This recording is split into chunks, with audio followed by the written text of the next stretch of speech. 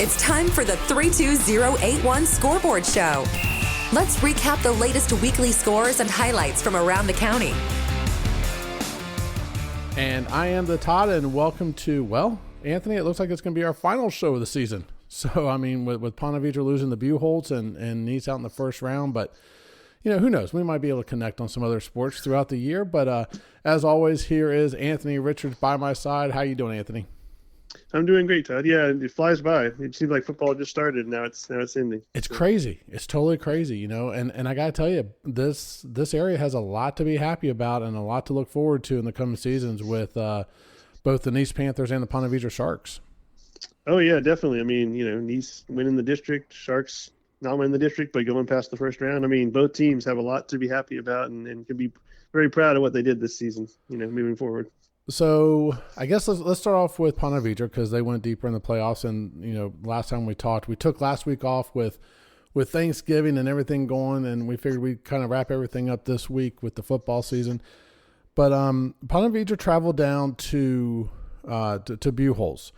And I got to say this, Anthony, I think the weather had a little bit to do with it. And because there were some short passes, it looked a little slippery. Brian Kay still had a great game. I heard that the Buchholz team, you know, had the flu and stuff. But you and I have talked about them before. That Buchholz team, they're just flipping good, man. They are really good. Oh, yeah, both sides of the ball, too. It's they're a complete team, you know, the definition of a complete team. And I thought, you know, Ponte Vedra held their own, and they showed they belonged there. It's just, yeah, that team is, especially at home, you know, and with the weather and all, it's just that's a tough scenario for any team to go in and expect to win. Yeah. I think one of the turning points was, and again, it was a couple weeks, so trying to go back in my memory here, but there was one drive in particular where Buchholz got pushed back like about 30 yards on penalties, and they came back and ended up having, you know, getting a touchdown and going up, and I just was like, that's kind of a defining moment right there because even though they were at home, it just showed how good that team was, that they could be backed up like that. And they grounded it out with both the run and the pass, but the run was especially effective with, like I said, the drizzle, the rain, the nastiness kind of down there. They were able to kind of dig in and really get those yardage on the offense and get those touchdowns.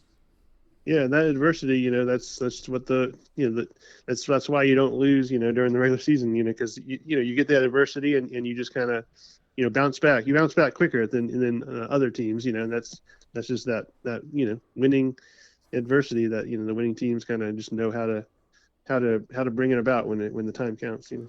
Now, the one thing I do want to talk about on the offensive side of the ball for Ponte Vedra going out of the season is Brian Case. I think he proved he is the real deal when he's back there running back. I was very impressed. Actually, you know, and I got to say this, when I talk about this area being really, you know, excited about what the future holds and how the season went, the tailbacks in this area, both between Nease and Ponte Vedra, played very well. But I thought Brian did it very well. I thought they relied on the run a little bit too heavy because you've got really good receivers in Cole Madsen, who had a great catch down the middle, and Landon Oakland. I just feel, and I'll talk a little about this more as we look towards next year, didn't feel that they used him as much. They put a little bit, in my opinion, a little bit too much on Brian. But all in all, that kid is a baller, man. He can run with that rock. Yeah, no, Brian, yeah, I'm really excited for next year, you know, to see him coming in as a senior. I know he'll want to, you know, really even develop even more. And, you know, with them losing Ben Burke, I mean, they're going to have to lean on him, I'm sure, as even more of a part of the offense, if that's even, you know, possible at this point. But, yes, I'm really looking forward to see how he just how his offseason development goes and, you know, how he comes back. I mean, he's a physical runner. I can't imagine him getting, you know, even stronger, but I'm sure he will. And then also, you know, I'm sure he'll work on his speed as well. So he there's a lot still there to become even more of a complete back, which is pretty scary for all the defenses on the schedule for next year. So let's go and start off talk next year, and let's start with Ponte Vedra since we're on them with the loss to Buchholz. You talk about Brian Case being a senior, and it looks like Drew Price is going to come in as the quarterback. Let me ask you this, though. Do you think having a quarterback, and I'm not taking anything away from Ben Burke. He did it great with his legs, and he ran very well and stuff. But the little bit that I've been able to watch Drew Price this season is he seems like he's I don't want to say pro style, but he is a pocket type of pass. I mean, he can run, don't get me wrong. Do you think that might actually help Brian a little bit also, and I'm going to talk about the receivers in a second, but having that style quarterback, again, don't want to take anything away from Ben because he had a great season. They did great. They went deep in the playoffs. But Will having that different kind of pro-style type of quarterback that Drew Price brings to this offense, do you think that could help out Brian a little bit?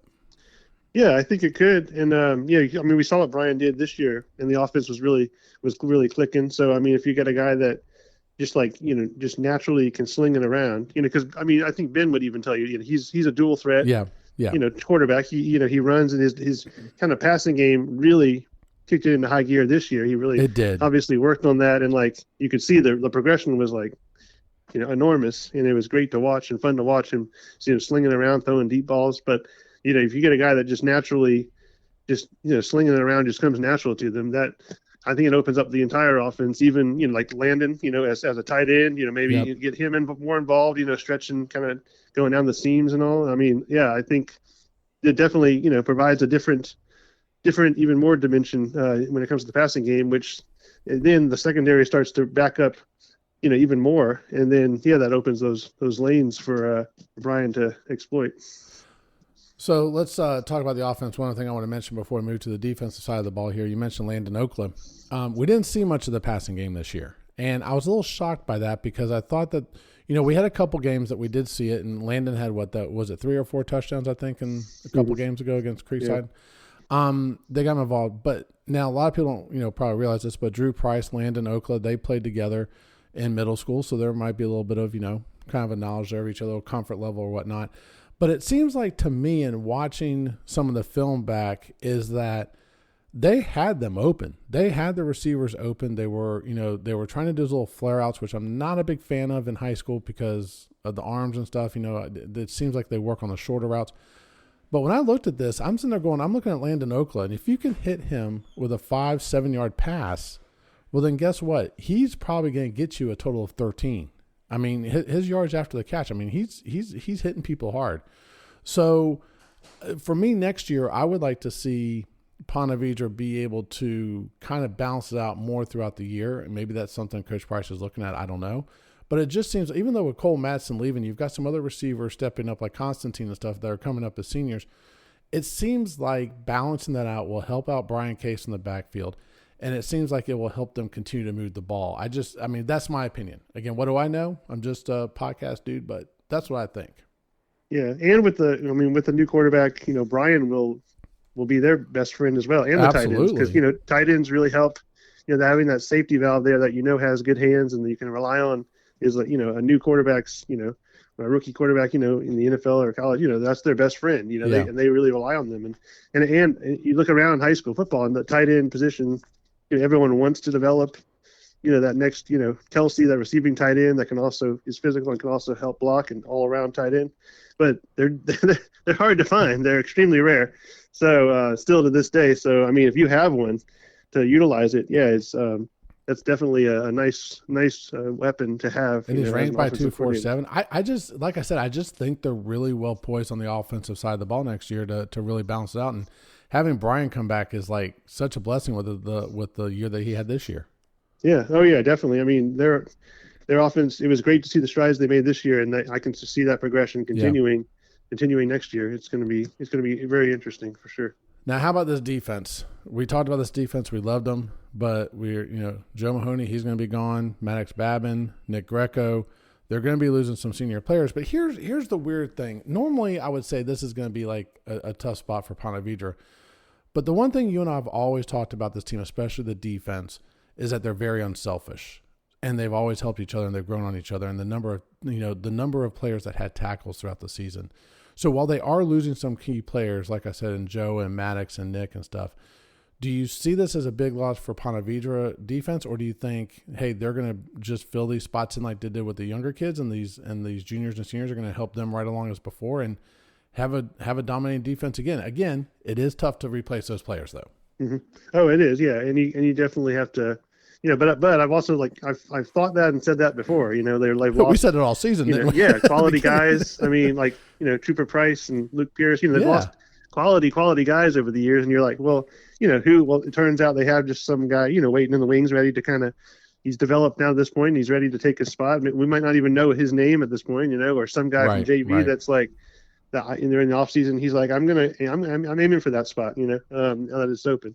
So, I mean, and I just feel like it's gotten to the point now where they've done it for, years now, where it's kind of becoming the culture, the scheme. And so with that, and the guys coming up, know the scheme and know the culture. So you can kind of groom them, knowing that one day they're going to slide in and take over, as upperclassmen. So I feel like they're in that kind of rotation now where they just kind of got things going. So I'm excited to see, to learn the names and to see the kind of the next wave of defenders, that mixed in with the young guys that got a lot of playing time this year and showed up. So it'll be fun. I think Ponte Vedra is in a good shape for next year. I don't think it's going to be a dramatic drop-off. Like I said, I think they're losing some good players. But again, like you said, it's like they constantly have that pipeline. And I don't know if it's the practices or what's going on or if it's the JV to varsity program. But I think they're going to be back competing again. And I guess we also have to wait and see what district they're in, because rumor has it they're going to drop down to 3. Yeah, that would That's be what I interesting. heard. Yeah. So we'll see. Yeah. All right, switching over to Nease. Let's talk about these Panthers. Coach Drafts has to be happy, and he made some posts, which I'm sure you saw about on X also after that first round loss, that he was extremely happy with the program. My mind, they do have some big holes to fill and coming up, and one of those is going to be in the secondary in my mind. Creel Carter, fantastic corner, shutdown corner, lockdown corner, whatever you want to call it. I loved watching him with Elijah Luckett. Mm-hmm. Elijah comes back. We lose Creel. The other thing, too, is we lose Kate Papineau, who was a great deep threat, when they were throwing the ball deep. So, and we saw them actually, him and Creel team up in the game against DeCoy on a great play. So it seems like to me the big question mark on Nease for me from the defensive side is going to be the secondary. We are losing Big Mo on and some other linemen on the front, but that's where I think they're going to be tested the most in the secondary next year. And I guess we'll see how Coach Drafts is able to kind of fill those or plug those holes with those seniors he's losing in the secondary. Yeah, the secondary is definitely, and you have Cannon McClafferty. He was one that Cannon, played a lot of like the slot, and so I mean you have a lot of seniors that are graduating. And TJ really, Knoll too. Remember he stepped in there during some of the injuries happened. He stepped in there with some big games as well. Yeah, so the secondary is definitely the question. With a lot of guys graduating that have a lot of starting time. But having Elijah come back does help. At least that okay, we've got one corner slot solidified, essentially, with a nice senior presence, and then you bring the younger guys in. But really the linebackers is where that's where you're young. That's where they really showed the potential this year, and I think that's when you look at the that second level, before you get to the secondary, I think the linebackers can help a lot with that young secondary, going into next year. Yeah, and they also had so you had Noah Hodge back there, Jacob Curry in that linebacker section. You also had Tanner Scarborough, who was young on the defensive line, so he's coming up. And I know that Drafts is happy with some of his undergrads that they're coming up, possibly also to varsity. So, I agree with you. I think the secondary, like I said, is one that they're going to have to focus on and see how they can fit in there, and kind of move stuff around. Now, on the offensive side of the ball, we lose Cam. Again, Creel was probably my defensive player that I loved watching. On the offensive side, my two favorite players, no doubt, DeMarco Blackman's going to be a big loss, and Creel and Cam. But with Cam, when we look at the running backs, and he had a phenomenal senior night. Now all of a sudden, KJ Perry's going to be there. You're going to see Quinn Bradfield, another sophomore that's going to be playing more. Andrew Moses is going to be back. So it looks like the running back situation is going to be okay for Nease, even losing a great player like Cam. Yeah, because I think, because Cam, went through some spurts where he missed some games with injury and all, and KJ kind of stepped in and then really developed. Those guys behind him really they had to all step up, step up a spot on the roster. I think that actually, in a way it prepared them and it got them kind of used to what it's going to be like next year without Cam. I feel really good about when it comes to the backs themselves. But the blocking in front of him, that's the question. That's the big one. Yeah.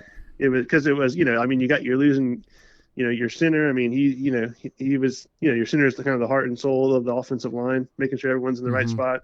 But 4 of the 5 guys were veteran leaders and seniors, so that you're replacing pretty much your entire offensive line.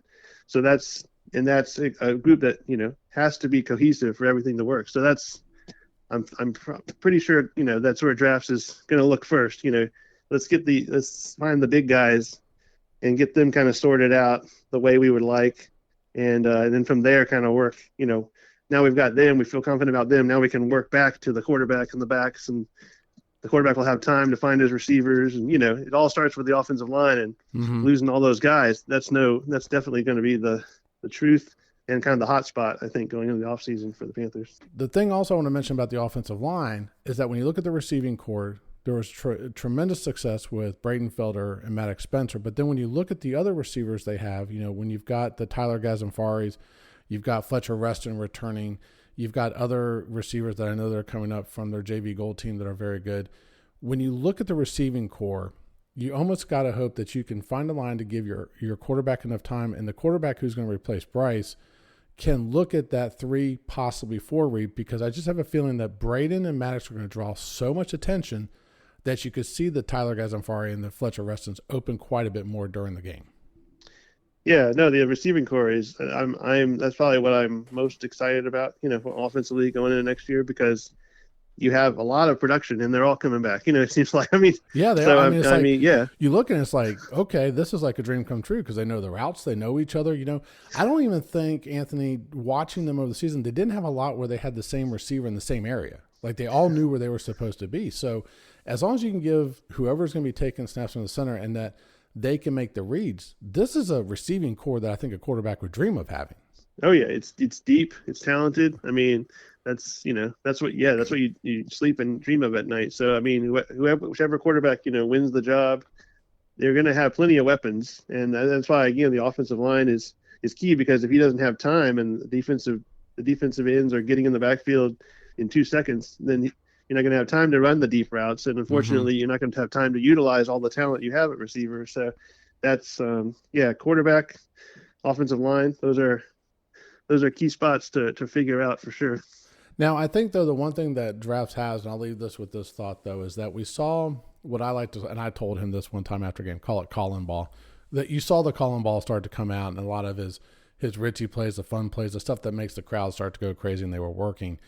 I think he has enough of the core returners on offense in the specialty positions to be able to continue that and maybe even do it a little bit earlier in the season than he was this year. Like you said, I'm excited about the receivers. I'm excited about the running backs. I think they've got quarterbacks in the system. I just that thing on the offense is going to be the offensive line.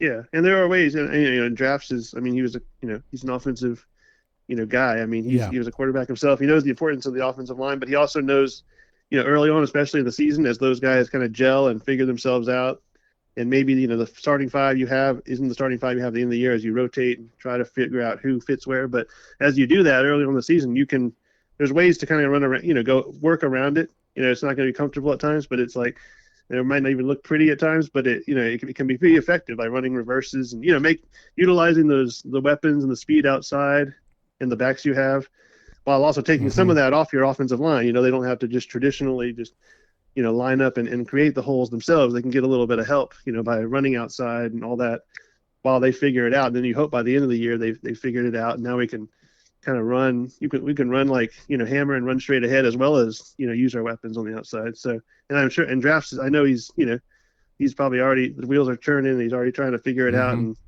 he's done it before, so I have confidence that he's definitely one that can create and do that again. But one thing I want to close on that you just said. The one thing that's amazing about Nease is you said their depth. They're going to be able to keep fresh bodies in their skilled positions that have played with drafts, know the playbook, and are comfortable with it. Like you said, not just the receiving core, but also the running backs and the tight ends. That's going to be fun to watch, I think, next year. Oh yeah, it's really going to be fun, and it's going to be fun to see how drafts utilizes all of it as well, and where he can line stuff up, got line guys up, and move the receivers around so they're never lined up in the same spot. Put backs as receivers. You just never know what he's going to create, and it's going to be really fun to watch. Well, listen, I want to send out big congratulations to the Sharks and the Panthers on a great season. I had a lot of fun covering them. And Anthony, I'd like to thank you, because we actually just started talking at the beginning of the season. We thought it was going to be a one-time thing, and we stuck it together. And I had a great time with you, man. So I appreciate you joining us from the Ponte Vedra Recorder. This was fun to do. Oh yeah. I always love talking football and talking up our guys that are playing out there locally on local gridirons. And who knows, maybe we can come back and just do like a catch up on spring, because like we talked about earlier, both these schools, not just football, but they are having a fantastic season in golf, swimming, diving. Mm-hmm. I know the baseball teams are looking at doing very well, softball teams as well. Cheerleading is already starting up their competitions. So maybe we can come back and do a couple shows together and just talk about how everything's going at both schools in the spring. Yeah, there sounds good. Definitely plenty of action. So Definitely. Well, thanks again, Anthony, for a great season. We'd like to thank everyone for listening. And listen, it doesn't stop with football, so please be sure to check out Anthony on X. That's ANTNY Rich. That is ANTNY Rich, and that's on X. And then also check him out at the Ponte Vedra Recorder. Some great articles there, keep you up to date on everything that's going around. So once again, thank you for listening. We appreciate it. We had a great time. Congratulations to both football programs at Ponte Vedra and Nease. Wish you the best of luck, and to all the athletes out there. We'll keep an eye on you, and we look forward to talking to you soon. For Anthony Richards, I'm The Todd, and you've been listening to the 32081 Scoreboard Show. Thank you for listening to the 32081. We hope you enjoyed today's episode. I love the show, guys. You're awesome. Please don't forget to subscribe to the show so you can join us for the next episode. I never miss an episode. It's the best. Until next time, take care.